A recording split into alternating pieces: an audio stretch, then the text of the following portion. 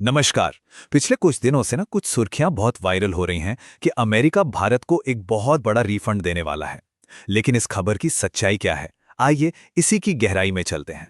तो सवाल ये उठता है, और ये बहुत बड़ा सवाल है, कि क्या सच में अमेरिकी सरकार भारत को 12 अरब डॉलर दे रही है? जवाब उतना सीधा नहीं है जितना लगता है। तो चलिए इस पूरे मामले की तह तक चलते हैं और समझते हैं कि ये 12 अरब डॉलर का आखिर माजरा क्या है। तो देखिए, सबसे पहली और सबसे जरूरी बात जो समझने वाली है वो ये है कि ये पैसा भारत सरकार को नहीं मिल रहा है। जी नहीं, ये कोई सरकार से सरकार की डील नहीं है। तो फिर सवाल उठता है कि ये पैसा जा कहाँ रहा है? असल में ये पैसा जा रहा है प्राइवेट कंपनियों के पास। ये पूरा मामला उन भारतीय एक्सपोर्टर्स और अमेरिकन इंपोर्टर्स से जुड़ा है जिनके बीच ये सारा व्यापार हुआ था। तो ये सोचना कि इस पैसे से कोई सैन्य हथियार खरीदे जाएंगे, ये सब सिर्फ अफवाहें हैं। तो ठीक है, अब जरा ये समझते हैं कि ये रिफंड का पूरा सिस्टम काम कैसे कर रहा है, और सबसे जरूरी कि असल में फायदा किसे पहुंच रहा है। इसको एक बहुत ही आसान से उदाहरण से समझते हैं। मान लीजिए एक भारतीय कंपनी ने अमेरिका को $10 की एक टी शर्ट भेजी। वहां अमेरिकी इंपोर्टर को उस पर ट्रंप के जमाने का बहुत ऊंचा टैरिफ देना पड़ा। नतीजा क्या हुआ? अमेरिकी ग्राहक तक पहुंचते पहुंचते उस टी शर्ट की कीमत हो गई $15। अब जो रिफंड दिया जा रहा है वो सीधे उस अमेरिकी इंपोर्टर को मिल रहा है जिसने वो ज्यादा टैरिफ भरा था। और यहां पर आता है सबसे बड़ा ट्विस्ट। वो आम अमेरिकी ग्राहक जिसने अपनी जेब से ज्यादा पैसे देकर वो टी शर्ट खरीदी थी, उसे उसे कुछ नहीं मिल रहा, $1 भी नहीं। सारा बोझ आम इंसान पर, जैसा कि अक्सर होता है।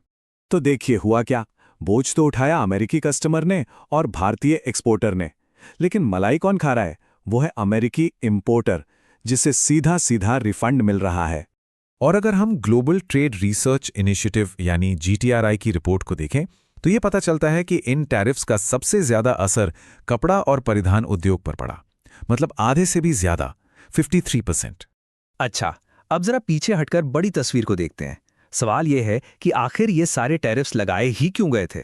देखिए, इसके पीछे का आइडिया बहुत बड़ा था। डोनाल्ड ट्रंप का कहना था कि इन टैरिफ्स से जो पैसा आएगा उससे अमेरिका का जो पहाड़ जैसा राष्ट्रीय कर्ज है उसे चुकाना शुरू करेंगे। और जब ये प्लान बना था उस समय अमेरिका पर करीब $36 ट्रिलियन का कर्ज था। सोचकर देखिए कितनी बड़ी रकम है ये। और आज की तारीख में क्या हाल है? कर्ज कम होने के बजाय बढ़कर $39 ट्रिलियन हो गया है। मतलब प्लान पूरी तरह से फेल। तो हुआ बिल्कुल उल्टा। जैसा कहते हैं ना, जाना था जापान, पहुंच गए चीन। एक तो कर्ज बढ़ गया और ऊपर से अमेरिकी सुप्रीम कोर्ट ने इन टैरिफ को ही गैर कानूनी बता दिया, और इसी फैसले की वजह से अब ये रिफंड देना पड़ रहा है। अब यहां से कहानी एक खतरनाक मोड़ लेती है। सोर्स के मुताबिक जब कोई आर्थिक प्लान इस तरह से फेल होता है तो सरकारें अक्सर अपना रास्ता बदल लेती हैं। देखते हैं अब अमेरिका की स्ट्रैटेजी में क्या बदलाव आ रहा है।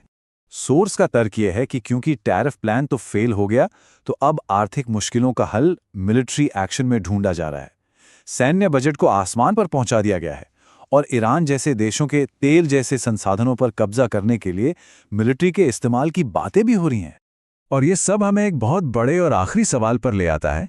ये जो कर्ज का पहाड़ बढ़ता जा रहा है, इसका असर पूरी दुनिया की शांति और स्थिरता पर क्या होगा? और देखिए, ये रिफंड सिर्फ भारत से जुड़े इंपोर्टर्स को नहीं दिया जा रहा। कुल मिलाकर अमेरिकी सरकार $166 अरब वापस कर रही है। जाहिर सी बात है, इससे उनकी अपनी माली हालत पर दबाव और भी ज्यादा बढ़ रहा है।